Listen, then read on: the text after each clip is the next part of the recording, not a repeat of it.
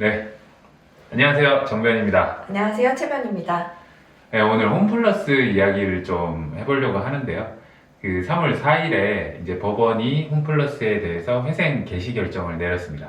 우리나라 3대 마트 중 하나인 홈플러스가 이제 회생 절차에 들어갔다는 사실에 많은 분들이 좀 충격을 받으신 것 같아요. 최 변호사님, 저희 친정집이잖아요. 네, 네. 어떠셨어요? 기사 처음 보셨을 때? 너무 깜짝 놀랐죠. 요새 오프라인 유통업계 상황이 좋지 않다고는 하지만 홈플러스 같은 대기업이 회생 신청이라는 의사결정을 할 것이라고는 예상 못했습니다. 홈플러스 측은 선제적으로 회생 신청한 것이다 라고 얘기는 하는데 사실 내부 직원들도 이런 분위기 감지 못해서 굉장히 놀랐던 것 같습니다. 사실 이제 저희가 근무했을 당시에 이제 테스코에서 MBK로 넘어갈 그 시점이 있었잖아요. 그래서 넘어가고 나서 이제 세일즈 앤 리스펙도 하고 비용 절감도 많이 하고 그러면서 직원분들 많이 나가시고 그렇게 이제 분위기가 좀 뒤숭숭하긴 했어요. 그래도 이 정도까지 갈 줄은 몰랐는데 지금 사실 한 6, 7년쯤 지났잖아요. 그렇게 만에 회생까지 간다는 사실에 좀 저도 많이 당황하긴 했는데요. 각설하고 그 변호사님, 네. 지금 보통 얘기가 나오는 회생 이 단어가 이제 일반인들이 보시기에 부도 났냐, 망하는 거 아니냐, 이렇게 이제 많이들 생각하시는데 사실 파산하고 회생은 다른 개념인 거죠? 네, 맞습니다.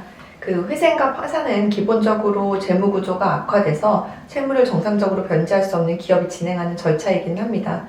근데 회생은 적절한 자원 조정을 통해서 사업을 지속할 수 있는 가능성이 있는 기업이 법원 관리하에 채무 일부를 조정받거나 변제 시기를 연장하고 그 과정에서 정상적인 경영을 재개하기 위한 절차라는 점에서 그 회사를 더 이상 운영할 수 없어서 법원 판결을 통해서 자산을 처분하고 채권자들에게 재산을 분배하는 그런 파산과는 구분이 된다라고 보시면 되겠습니다.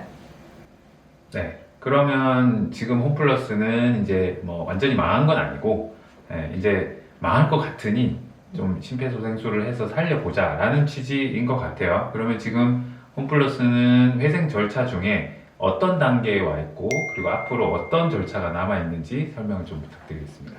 아까 말씀 주셨던 것처럼 지난 3월 4일에 법원에서 홈플러스에 대한 회생 개시 결정이 내려졌습니다. 그리고 현재 대표이사가 관리인으로 선임이 되어 있습니다. 그리고 메리츠증권 출신의 구조조정 전문가, 이걸 이제 CRO라고 흔히 하는데 구조조정 전문가도 선임이 되어 있습니다. 그리고 홈플러스는 현재 회생채권자 목록을 제출해야 되는 단계고요. 그래서 회생채권자라는 거는 쉽게 말하면 홈플러스가 돈을 지급해야 되는 사람 또는 기업 명단입니다. 이거를 준비해서 제출하는 단계이고요. 홈플러스 측에서 채권자 목록을 제출한 후에 회생 채권자들도 자신의 채권을 신고를 법원에 하게 되어 있습니다. 즉 내가 홈플러스한테 받아야 될 돈이 얼마가 있다라는 신고 절차를 하게 되고요. 그 회생 결정문 상으로는 이 절차가 2025년 4월 1일까지로 되어 있긴 한데 홈플러스에 워낙 이해관계자가 많다 보니까 이 일정 조정에 대해서는 협의를 하고 있는 것으로 보입니다. 19일부터라고 하셨죠? 네, 맞습니다. 19일부터 4월 1일까지인데 네. 이게 사실 너무 많으니까 맞아요. 그걸로는 좀 부족하다. 지금 그런 상황인 것 같아요. 네네. 그래서 이제 홈플러스에서 이렇게 채권자 목록을 제출하고 채권자들이 채권 신고를 하고 나면 법원에서는 홈플러스가 인정하는 채무랑 채권자들이 주장하는 채권액에 대해서 뭐가 맞는지 조사를 합니다.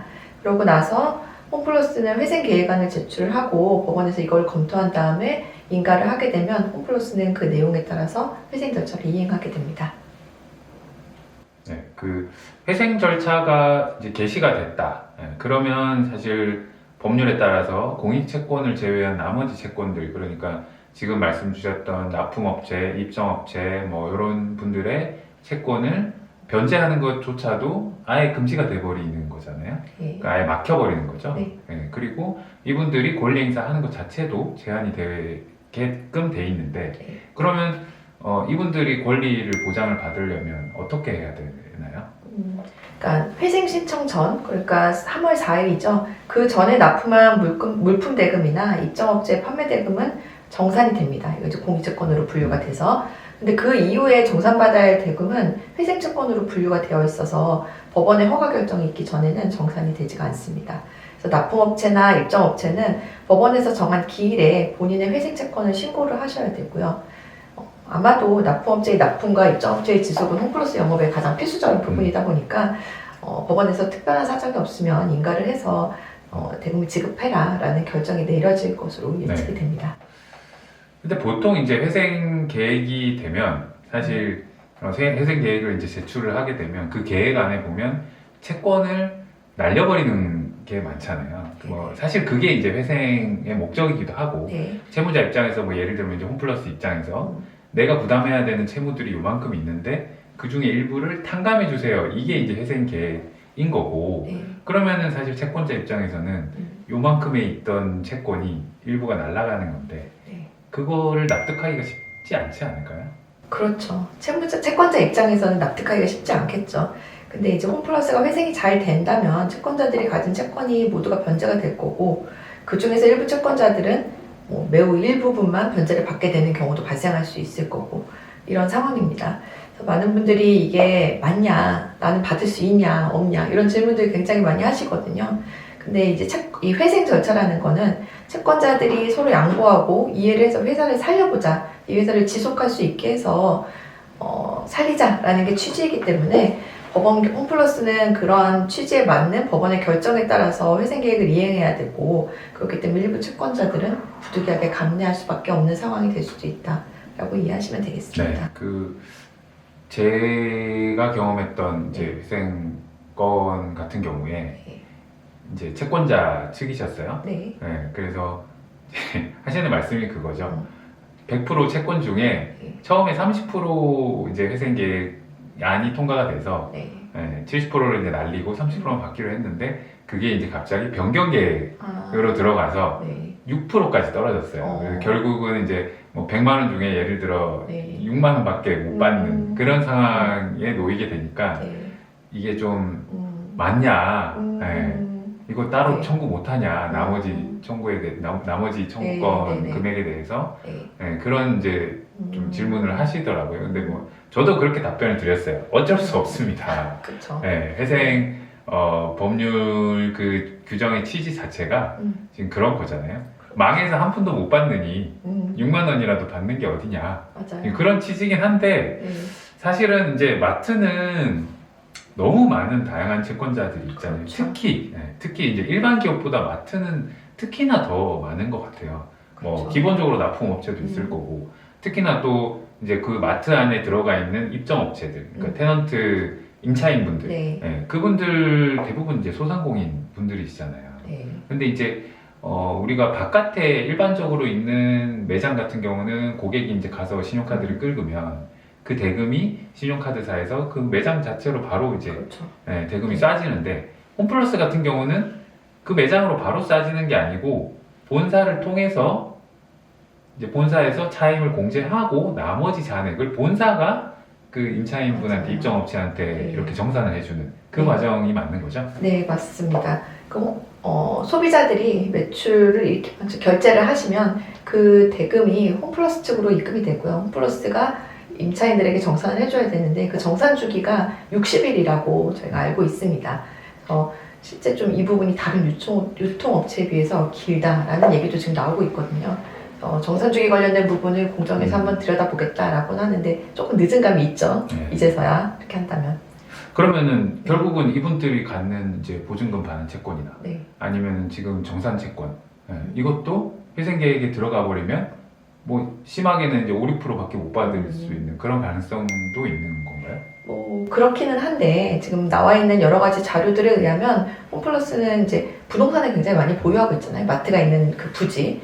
그래서 자산이 약 9조 이런 부동산들을 포함해서 그리고 현재 부채가 약 7.5조 정도라고 합니다. 근데 다만 이제 안타깝게도 영업을 통해서 발생하는 손익은 현재 마이너스이고요.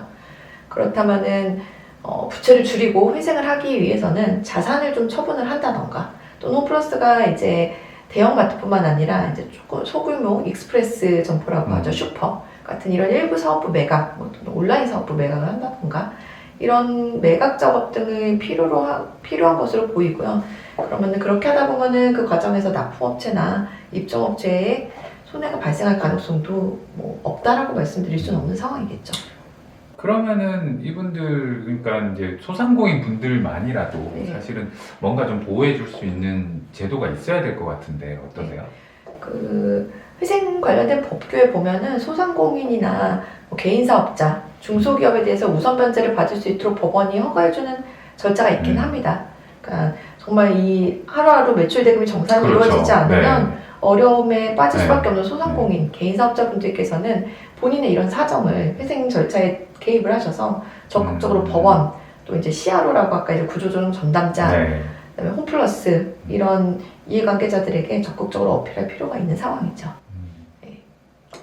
큰 회사 하나 살리겠다고 내가 죽을 수도 있는 상황인 거잖아요. 그렇죠. 네, 그런 경우를 이제 대비해서 네. 그런 규정을 둔 건데 네. 어찌됐건 이제 어필을 해야 그리고 그거를 네. 이제 법원의 허가를 통해서 네. 이제 가능한 거죠. 네, 맞습니다. 그래서 이제 결국 MBK 그러니까 이제 마이클 병주 킴이죠. 네. 네. 네. 그분한테 사재를 털어서 이거 다 채무 이 회생 절차 이용해가지고 사실 이용한다는 표현이 좀 맞을지 잘 모르겠는데 채무를 탕감받을 생각하지 말고 니네 돈 많으니까 니네 사재 털어서 네. 이분들이라도 100% 다 변제 받을 수 있게끔 해달라라는 요구가 결국은 그런 취지인 거죠. 네, 그런 것 같습니다. 그러니까 지금 홈플러스의 대주주인 MBK에서도 너무 지금 분위기가 안 좋고 상황이 안 좋다 보니까 사재 출연이라도 하겠다라는 보도자료를 낸 것으로는 알고 있어요. 근데 정확한 규모나 어떻게 쓰일지, 어떤 방법으로 할지 이런 게 나온 건 아니라서 상황은 조금 더 봐야 될 것 같긴 합니다. 네, 어젠가 기사를 보니까 이제 포인트 얘기도 나오더라고요. 홈플러스 어마어마하더라고요, 규모가. 그것도 이제 날아갈 가능성이 거의 크죠. 그쵸. 네. 가지고 계신 분들 빨리 쓰셔야 맞아요. 됩니다. 네. 소진하셔야 됩니다. 네. 그러면 이제 마지막으로 내가 이제 홈플러스에 물건을 납품한 납품업체다. 혹은 이제 입점한 임차인이다. 라고 하면 앞으로 이제 어떤 액션을 취하는 게 맞을까요? 예, 그 납품업체와 임차인측에서는 가장 우선적으로 챙기셔야 할 부분이 법원에 채권 신고를 하는 것입니다. 그리고 아마 회생 과정에서 홈플러스 점포 폐점도 추가적으로 진행이 될 것으로 보이는데 이 과정에서 발생한 손해에 대해서도 자료를 잘 챙겨두시고 법원이나 홈플러스 측에 어필을 하실 필요가 있겠습니다. 네, 그럼 오늘 홈플러스 이야기는 이 정도로 마치도록 하고요. 다음번에 다른 주제로 또 찾아뵙도록 하겠습니다. 네, 고생하셨습니다. 감사합니다. 네, 감사합니다.